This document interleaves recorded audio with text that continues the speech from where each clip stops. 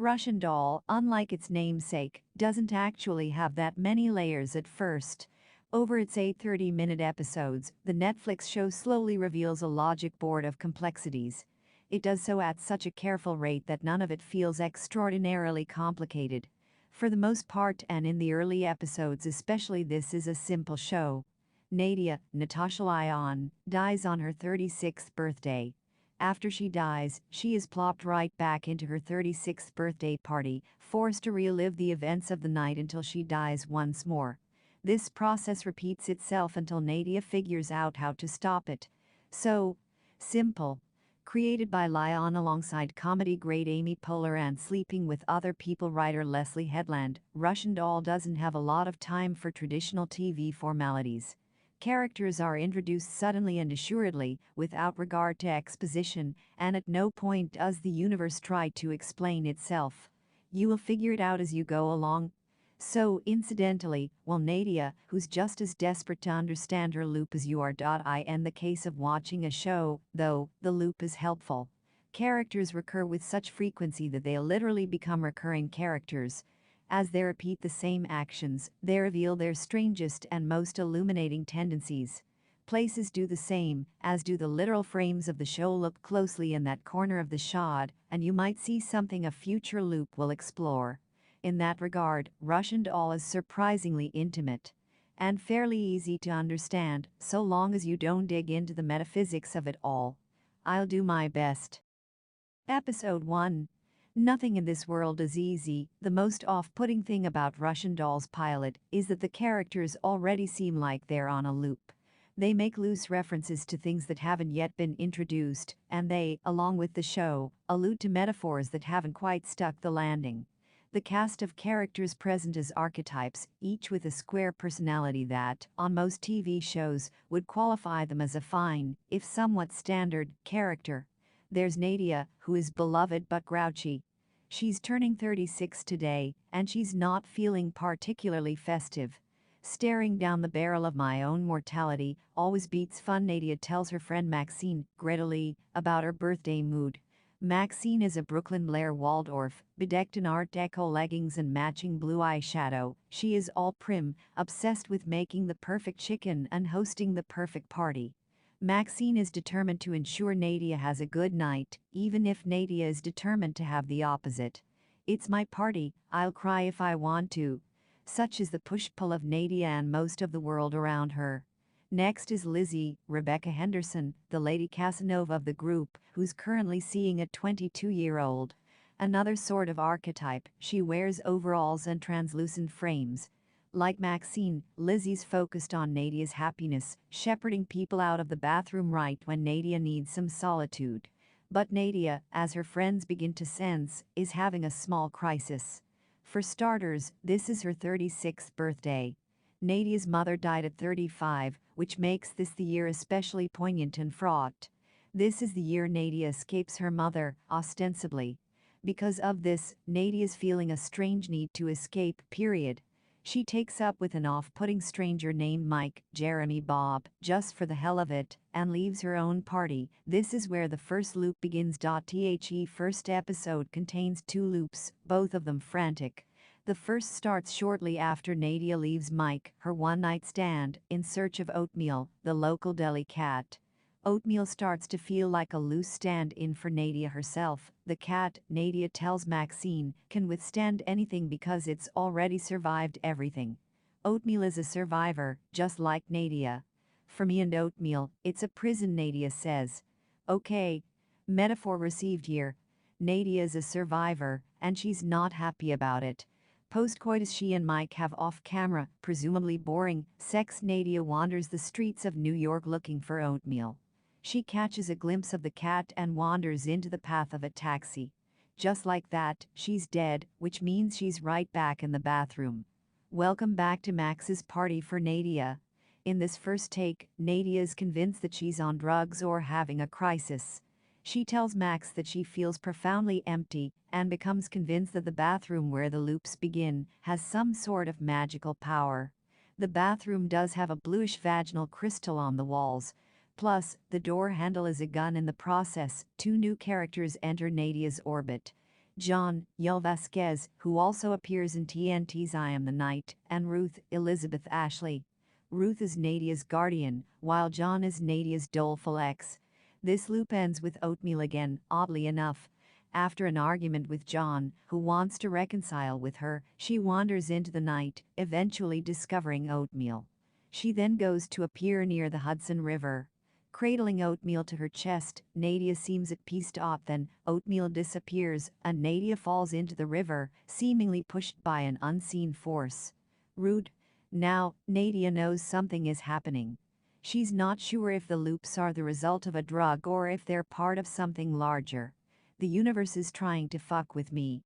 And I refuse to engage, Nadia yells at the sky, seething. And I don't give a fuck if you disappeared my cat? Amid Nadia's fury, her friends grow concerned, or maybe they're just hurt. Max, frustrated that Nadia isn't having a good time, calls Nadia a cockroach because she simply cannot be destroyed. It's as if Max knows Nadia's on a survival quest. "You'll never die," Max yells, irate. She's semi-right. On Nadia's way out of the party, she knocks into Mike, the updike-obsessed professor she slept with on the initial night. He catches her before she falls down the stairs, effectively saving her life. He's not the first person to do that this episode. Previously, John stopped Nadia from walking into traffic. It's as if there are certain people who can prevent her from dying. Peeved at her friends, Nadia wanders back out into the night, convinced at this point that the problem, the sweetest birthday baby, Russian doll, is filled with great quotes, most of them delivered by Nadia, the sweet birthday baby. Here, we'll catalog the best of the episode. Ruth, nothing in this world is easy, except pissing in the shower. Maxine, this is New York. Real estate is sacred. Mike, why don't you come over here and sit on my face? Nadia to Mike, I would, but I just called you in Uber. Episode 2. The Great Escape. The second episode sees Nadia at her most frantic. If episode 1 was "this is weird," then episode 2 is "this is sincerely fucked up." Nadia's loops become more frequent, and her conviction in the insidiousness of it all grows much stronger. Her problem-solving abilities, meanwhile, are first-rate. She comes up with and eradicates 2 theories in the space of an episode. Congrats, Nadia, we're several loops closer to the truth. She begins at home, having made it through the first night. This is how Russian Doll differs from Groundhog Day. The comparisons to the Bill Murray vehicle are inevitable. It doesn't help that the show is premiering days before the real Groundhog Day. So long as Nadia doesn't die, she will continue to live her life. This is technically still loop 2. She's only died twice, and things could turn out to be entirely normal. So, she goes about her day. This is one of the few times Nadia is in her normal day-to-day life. She wakes up and mixes a raw egg cocktail for her hangover. As she does so, Maxine calls to apologize for her outburst the previous night. "Cooking brings me great joy, but it alters my personality," Maxine says, sighing. This leads to one of the few instances where we see Nadia doing her job. She's a computer programmer, as stated in the first episode. This is 100% relevant to her current loops, although I'm not entirely sure how. When she goes to a coding meeting in this episode, one of the programmers, played by Yoni Lotan, who appeared in the previous episode as a Wall Street bro, points out that there's a bug in Nadia's code. She fixes the bug, it wasn't hers anyway, and leaves the meeting early. The bug feels like some allusion to Nadia's predicament. Is there a bug in Nadia's code? If there is, Nadia will figure out what the bug is. Her first theory is drugs, something that seems obvious. Maxine fed her an Israeli cigarette, which included cocaine. Nadia hurries to meet war dog, Waris Alawalia, Maxine's orgy-loving drug dealer, to find out the truth. Before she can, though, she receives a call from John, the ex. The pattern hasn't yet emerged, but it does seem like Nadia's deaths often happen shortly after or during her interactions with men. For her first death, she just left Professor Mike behind. For her second, she was scurrying away from John, who, it turned out, just wanted to sleep with her. Here, Nadia is on the phone with John when she falls into a basement grate. New York City hazards. Loop 3. Fresh off her basement death, a New Yorker's biggest fear, Nadia is still convinced that drugs are the answer. She immediately leaves the party to go find War Dog, who didn't answer her question earlier. She gets a minor lead via War Dog's doctor accomplice, but it ultimately leads right where we expected it to. Nadia is not experiencing the effect of drugs. This would be a very boring show if she were. Still, Nadia's problem solving is helpful for ironing out plot holes that we might come up with. If you thought this was about some weird acid trip, well, you thought wrong. If you thought this was about a woman on the brink of insanity, you also thought wrong. Nadia is lucid, the universe is just, as she said earlier, fucking with her. Loop 3 is relatively short, although it does bring up an important point. In Loop 2, Nadia had a burn on her finger from a cigarette. Come loop number 3, the burn is gone. She is magically healing between loops. This death comes about in an oatmealish way. Nadia sees Farron, Stitcher's Riddish Rajan, stumbling towards a bar with his friend, and immediately runs toward him. Farron's friend, who is as of yet nameless, has become a sort of pseudo-oatmeal in these past episodes. If Nadia was worried about oatmeal before, now, she's worried about both oatmeal and this nameless, faceless friend who's having a tough night. In episode 1, this person dismantled an entire aisle in Farron's deli. Here, he's just stumbling towards a bar using Farron as his support. Like she did for oatmeal, Nadia starts running towards them both. As she does so, she falls into a basement grate again. Loop 4, with the knowledge that there's ketamine in the cigarettes, Nadia goes immediately to Maxine to complain. When Maxine isn't helpful, Nadia strides away and down the stairs where she falls to. Loop 5. A rabid, furious Nadia runs to Maxine, asking, "Why are you doing this to me?" Maxine is the new villain in this narrative. Angry, Nadia falls down the stairs once more. Fuck. Loop 6. Another argument with Maxine, who just wants to show her friend a good time. Another fall down the stairs. Yells Nadia, "This is like the game. I'm Michael Douglas." Loop 7. This time, Nadia's only goal is to get down the stairs. So, she yells, "Stay the fuck away from me. I'm coming down the stairs." She still manages to fall to her death. Loop 8. Obviously, the only answer is for Nadia to stay at the party, at least for now. Nadia manages to survive the night by soldiering through. She wanders through her party, sipping wine and smoking cigarettes. At the end of the night, she falls asleep on a couch, where she, thankfully, does not die. Her drugs theory has been squashed, so Nadia is officially out of options. Except for insanity, that is. The loops that fold into day 2 are always illuminating, but this one especially. Nadia goes to the home of Ruth, her childhood guardian, where Nadia reveals that her mother was mentally ill. What if Nadia has the same issues? What if Nadia is that dreaded word, crazy? She confesses to Ruth her plight. Like most of the other characters in the show, Ruth thinks Nadia is going a little bananas. I have a lot of questions about this show, but I want to start with this recurring group of actors, led by UCB veteran Yoni Lotan.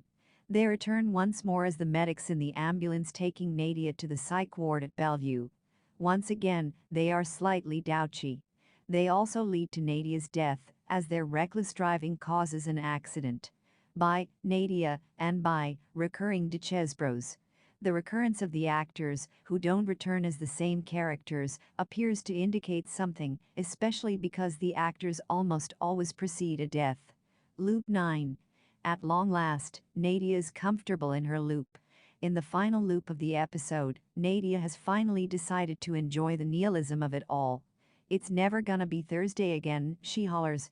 Meanwhile, Maxine is glowing at the idea that Nadia is actually having fun at this party. The episode ends with John, mournful, deeply in love John, arriving at the party. The sweetest birthday baby, Russian doll is filled with great quotes, most of them delivered by Nadia, the sweet birthday baby. Here, we'll catalog the best of the episode. Lizzie, "Oh, shit. Looks like I got mixed up in something very nice." Nadia, "Is it the nicest psych ward?" Ruth, "It's definitely the closest." Nadia, "Do me a favor, John, and start fucking other people. It's been 6 months." John to Nadia, "Hey, I fuck a lot of people." Episode 3. A warm body. Episode 3 marks a turning point for both Nadia and Russian doll. Just as Nadia is realizing that there's a method to this madness, Russian doll throws in one more element, revealing that the logic board is way more complex than initially presented. The big secret: Nadia isn't the only one on a loop. But before this wrench arrives, Nadia starts to develop a rule for herself. Do a kind deed, stay a bit longer in the loop. There are other rules she appears to be making, such as don't tell other people about the loop. I can't tell you. There are too many moving parts, she tells John wanly. The more Nadia keeps to herself, the easier this mishmash is to navigate. There are only 2 loops in this episode, and they're both strategic. It helps that the episode starts in the middle of a loop. Nadia awakens on Maxine's couch with a champagne cage ensnared in her hair. For the most part, things are normal. Except at this point, Nadia knows there's some sort of pattern to this mission, and she needs to find the bug in the pattern. Never forget that Nadia is a video game programmer, and this is how her brain works. There are 2 wise men that she enlists in this episode for help: a rabbi and a homeless man named Horse, Brendan Sexton III, both of whom lend at least a little wisdom. First, the rabbi. The bug, Nadia assumes, has to do with where Maxine lives. The Lower East Side apartment used to be a yeshiva school, which Nadia assumes bears some significance. Unable to translate the Hebrew on the door in front of Maxine's home, Nadia skips to the synagogue that used to own the school. There, she'll find answers. Instead, she finds a sexist secretary, Tommy Saar, who won't let Nadia speak to the rabbi without a husband. This feels like the universe working against Nadia, because this will force Nadia to give John a call. Remember John? There's something about his and Nadia's relationship that isn't clear yet, and the show finally reveals John's past in this episode. The mopey real estate agent left his wife for Nadia, and he needs Nadia's approval to move forward with his life. John's going through his own loop here, encountering Nadia in several different incarnations throughout the show. In most of their interactions, Nadia is abrasive and cruel, insisting that John move on with his life. In this mini rom-com, though, Nadia and John have to pretend to be husband and wife. Like the proposal, but very much not.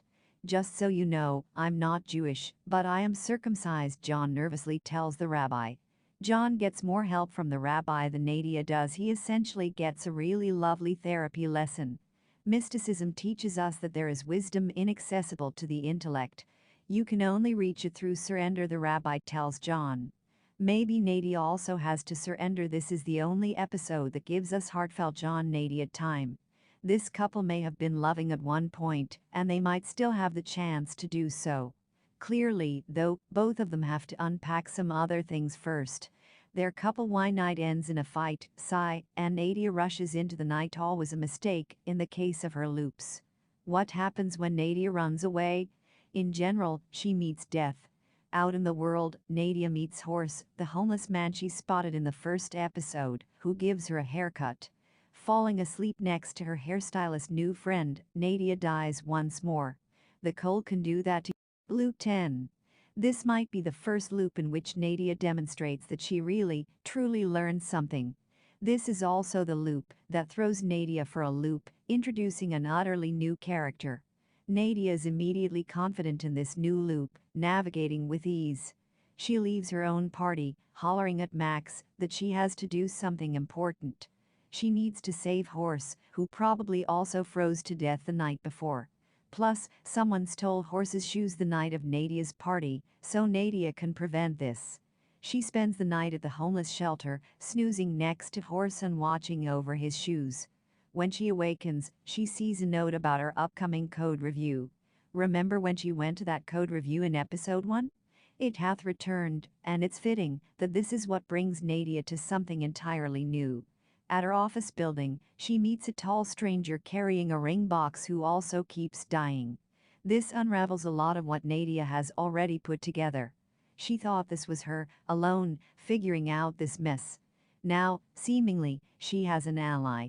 The sweetest birthday baby, Russian doll, is filled with great quotes, most of them delivered by Nadia, the sweet birthday baby. Here, we'll catalog the best of the episode. John, this is your apartment. Nadia, wow, you really are in real estate. Nadia, yeah, well, I'll suck your cock anyway, but if you come down here, it'll give it a fun transactional quality. John, I look like Columbo. Nadia, well, no one's mad at Peter Falk. Nadia, I did not kill somebody. If I killed somebody, I do something cool, like move to Mexico and start a band. Episode 4. Alan's routine. There's a lot to appreciate in Russian Doll's fourth episode, the first thing being Charlie Barnett. Barnett is exactly what this show's been missing. He plays Alan, Nadia's new comrade in mystery solving, and his breathless performance is the perfect antidote to Lyon's capricious one. While Nadia has been firing on all cylinders to solve this loop, Alan has been nestling in the safety of his. He likes the loops. He's comforted by them. He's also conveniently counting the loops aloud as they happen, so I can stop counting. Thank you, Russian doll writers. Because Alan is so tightly wound, Russian doll has to do almost no explaining. The episode begins in the 10th loop, a loop that Nadia just encountered. Midway through this loop, Alan furiously walks past Nadia in Tompkins Square Park. She's out looking for the homeless shelter, where she'll go save Horse's shoes. The moment is a reminder that this show has recently changed perspectives. Nadia, you're on your own. We're with Alan now. Alan's life is, on the outside, far more organized than Nadia's. He has a girlfriend to whom he's about to propose. His home is orderly and decorated with mostly pebble tones. He has a fish named Boba Fett, and he'll be paying a neighbor, a pitch-perfect mirror-eye sit-hole, to watch it when he's gone. Alan works out. Alan is always dressed well. Alan listens to daily affirmations for success. E.g., I am loved and deserve love. I am in control. Alan is perfectly fine with the loops because they allow him to keep trying over again. The loops are the perfect situation for a perfectionist, and Alan is trying to perfect something that's pretty irrevocable. His loops are happening atop a breakup. Just as he proposes to his girlfriend Beatrice Dasha Polanco, she ends the relationship. He's wrong, though. His interaction with Nadia and the subsequent revelation about Beatrice feel like the first things in the series that were supposed to happen. The universe is screwing with both of them and has now brought them together. Nadia is quicker on the uptake than Alan is, though, deciding at once that her job is to find Alan in the next loop. She's strategic. If someone else keeps dying, why shouldn't she find him and compare theories? Which brings us to Russian Doll's big grand point. No one can do anything alone. If Russian Doll has a thesis, it's this. Farron even says it aloud this episode, telling Alan sternly, no one can do anything alone. Annoying and preach-why as it is, this lesson does appear to be what Nadia and Alan are picking up from their loops. As a result of her loops, Nadia was forced to reconnect and apologize to her ex. Alan was forced to confront the issues with his ex. Both have had in-depth conversations with close friends and mentors, although Alan flat out lies to his mother, Lilia's White, in this episode. Clearly, something teach-why is going on here. Nadia and Alan's first real meeting isn't fruitful. Alan hollers at our protagonist for messing with his loop. She offers a few theories as to why they're both dying. Are they the same person? Is this a romantic comedy? Is this Groundhog Day but with two much more delightful individuals and a new riddle? If this were a 120-minute romantic comedy, and it kind of is, then Alan's big break in this episode would have been the end of the first act in the movie.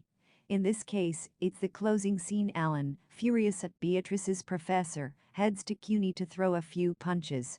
This isn't unlike Nadia's quest for War Dog in episode 2. Barnett is at his most exacting in this scene, falling apart just as he tries to crush someone else. He's furious, but he's also shifting into breakdown mode. You are an asshole. He yells at Mike. Alan, is that the best insult you could muster? Alan's final death this episode is an electrocution via street lamp and a puddle of water. When he awakens loop 12, Boba Fett is gone. The sweetest birthday baby. Russian Doll is filled with great quotes, most of them delivered by Nadia, the sweet birthday baby. Here, we'll catalog the best of the episode. Beatrice. For the millionth time, it's Updike and the suburban imaginary. Leanna.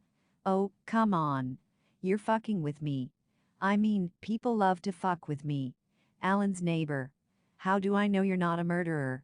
Nadia. My sparkling personality. Episode 5, Superiority Complex. If I'm remembering my high school physics well enough, Schrodinger's cat equation, or mind puzzle, suggests that before a cat in a box is observed, the cat is both alive and dead. Once the observer opens the box, the cat has to pick a form. Russian Doll's big reveal in episode 5 is that this has been an exercise in opening the box over and over and over again. Nadia makes the realization to Alan, pointing out, eyes wide, what if they keep going? Her point is that every loop isn't a loop, per se. They're different universes, and somehow, Nadia and Alan are skipping between them.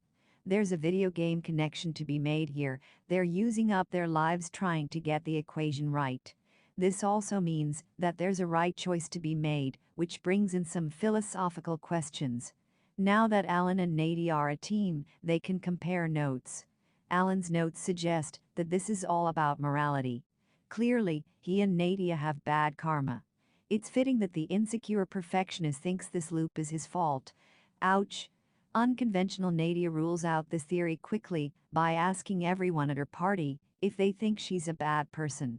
It's not an ineffective way to get a poll done quickly, but this certainly isn't a gold star on Nadia's record. I love that you're a cunt. It makes me feel morally superior, Max snipes, summarizing her character thus far. Nadia assumes from this poll that Alan's theory is incorrect. This isn't a dark, East Village iteration of The Good Place. Or maybe it is? Before they get much further on it, though, Nadia and Alan diverge and take their own paths. Nadia meets up with John once more, who's meeting Nadia at her party for the umpteenth time. It's been a while, he tells her. I guess, for you, it has, huh? She replies. Nadia's quest in this episode then becomes fixing her fractured relationship with John. Nadia isn't at fault for John's mistakes, he cheated on his wife, but Nadia did neglect to meet John's daughter. Suddenly, Nadia decides meeting John's daughter is the solution. She's even going to give her a book, Emily of New Moon. Meanwhile, Alan's mission becomes to ruin Mike's night. He's on the opposite path of Nadia, trying his hardest to become a vindictive asshole in the little time he has left. Or, he's going full Kill Bill on a manipulative academic who sleeps with his students. Either way, the descent is fun. He marvels at Mike's picking up women at the party. A bike accident and a gas explosion lead to Loop 13. Desperate to get the book to John's daughter, Nadia leaves the party immediately to go fetch it. Alan picks another awesome fight with Mike. You are fucking garbage, and someone needs to bag you. Episode 6. Reflection. Despite all its complications, Russian Doll has stayed away from melodrama, at least until now. It kept things relatively low-key, even as the world started crumbling. Even if Nadia and Alan wanted to solve the riddle, they weren't necessarily in hives over it. That changes with episode 6. The world has slowly been devolving in the past few episodes, but not dramatically so. Boba Fett disappeared in episode 4, and, if you've been watching closely, fruit that once looked fresh is rotting. Now, mirrors start disappearing. There are also noticeably fewer people at Nadia's birthday party, and when she asks Max about the bathroom mirror, Max replies that there never was a bathroom mirror anyway. Too narcissistic. Meanwhile, the deli is filled with rotting fruit, as is Ruth's home, and both Nadia and Alan are getting nervous. Ked, the melodrama has arrived. This episode is also the first with a real, solvable mystery at its core, that of Alan's first death. During some casual chit-chat, Alan reveals that he can't remember how he died the first time. As Alan and Nadia dive into investigating Alan's first fatal night, the episode takes the form of a mini-movie. As they launch their mission, Alan is peeved at Nadia, but they're stuck together. Then, once they start doing the work, they become fast friends, and Nadia can lash out at Beatrice on his behalf. Where do you get this art from? Is it all from Urban Outfitters or just a couple pieces? Nadia, snarky as ever, asks Beatrice.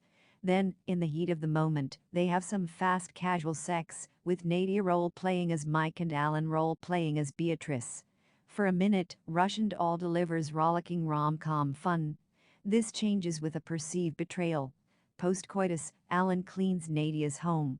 This is effectively what Nadia has been doing for him. She's helping him clean up his act, but Nadia isn't as amenable to change. She lashes out, ending their 24-hour friendship. Things happen fast in Russian Doll. But of course, death also happens fast here, and nothing is scarier than a lonely death. Nadia's this time around is choking on a chicken bone. Alone in Ruth's home and unable to scream, she dies.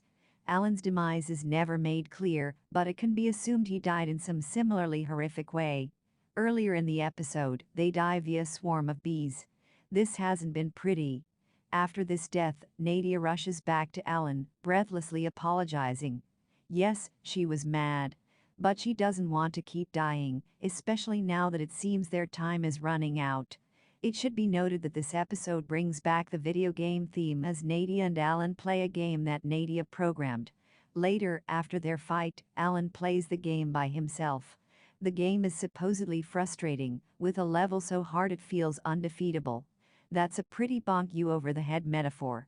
Through this trial, Alan discovers, in horror, the answer they've been seeking. His first death was a suicide.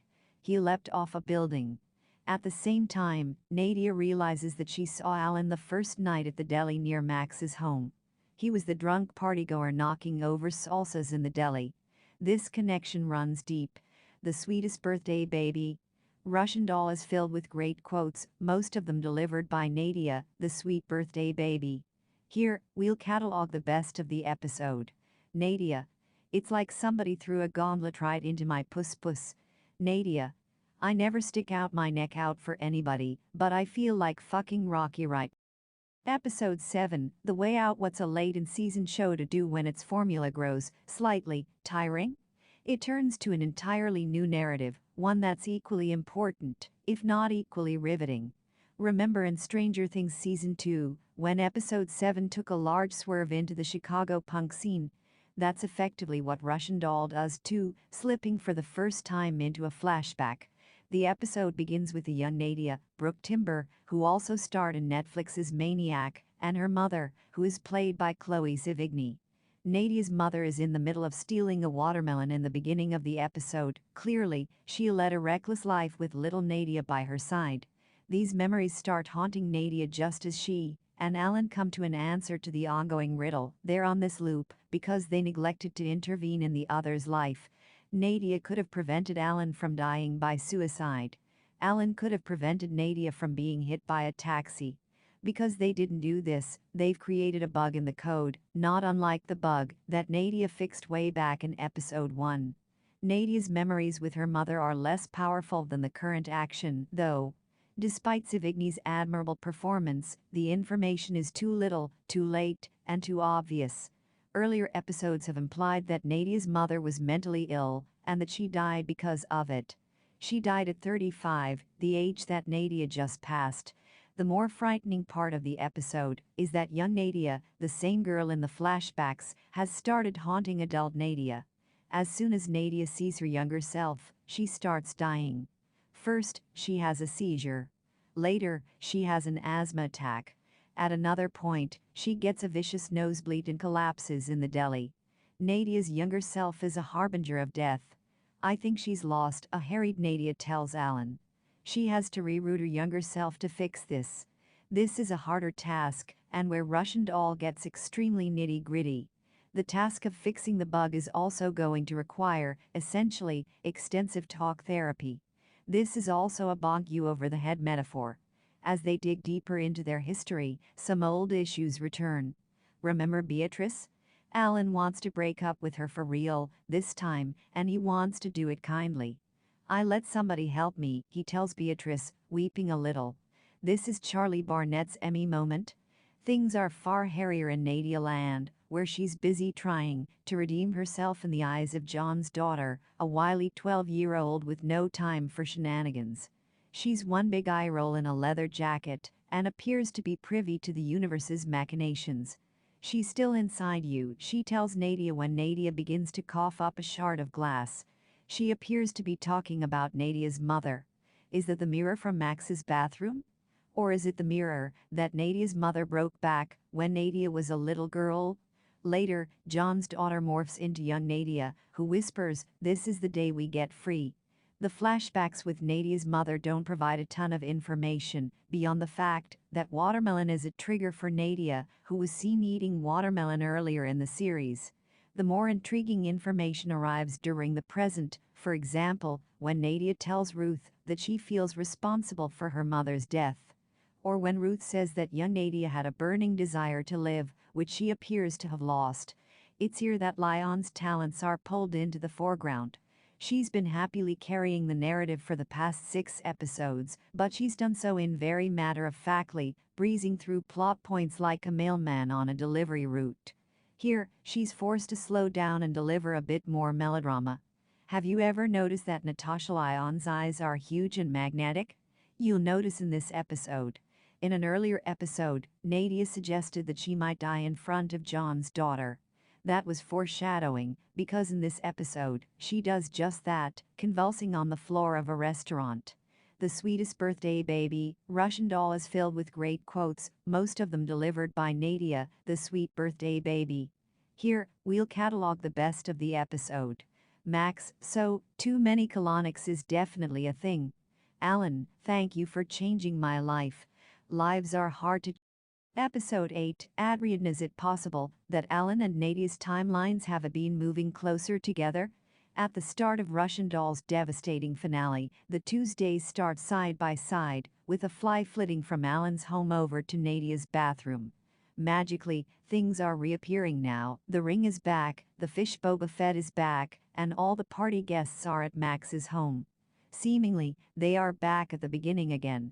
The metaphysics here get confusing, especially as Alan and Nadia's timelines intersect, but I'll try to dissect it all. Once they've returned to the original loop, both Alan and Nadia somehow end up within the other's original night. Except in this version, the other is completely oblivious to the machinations of the universe. Alan is interacting with a loop-free Nadia, the same Nadia who slept with Mike all those episodes ago. And Nadia is interacting with a loop-free Alan, the same Alan who leapt off a building. They've ended up here because, well, this is what their task has been all along. Nadia had to stop Alan from killing himself. Alan had to stop Nadia from getting hit by a car. The mission is, save each other. How this happens is still unclear, but my money is on Oatmeal the bodega cat. Things go wonky after Alan follows Oatmeal to the back of the deli, where, presumably, a wormhole exists. There's even a sign that says employees only plus Oatmeal in the back. If that's not a sign, I don't know what is. The mix-up is there for a reason, to save the original Nadia and Alan, but it's still immeasurably painful. All of a sudden, Nadia has no idea who Alan is. You know, give me a little space, hippie, nice scarf, original Nadia barks at Alan. Neither person was prepared for this level of mission. Solving the loops, yes, easy. Convincing a belligerent Nadia not to go home with smarmy Mike? Impossible. Convincing a despondent Alan not to self-harm? Also impossible. What we didn't realize is that the characters have, throughout the series, been accruing skills and tools that will eventually help them in this final task. It's just like a video game. I do know her. I know her better than she knows herself right now, Alan tells a confused Farron in Nadia's timeline. This was the point of it all. They got to know each other so well that they would have a better idea as to how to save each other. This is where Russian Doll reveals its true genius. A half-assed detail from a previous episode, all of a sudden, becomes Alan's key to saving Nadia. Remember, Nadia told Alan that in modern dollars, her coin is worth $150,780.86. This is a number Nadia won't forget, and, incidentally, Alan now has it memorized. Moreover, he knows that the key to Nadia's heart is oatmeal. Meanwhile, in Alan's timeline, a sloshed Alan presents a much easier task. Nothing even matters anymore.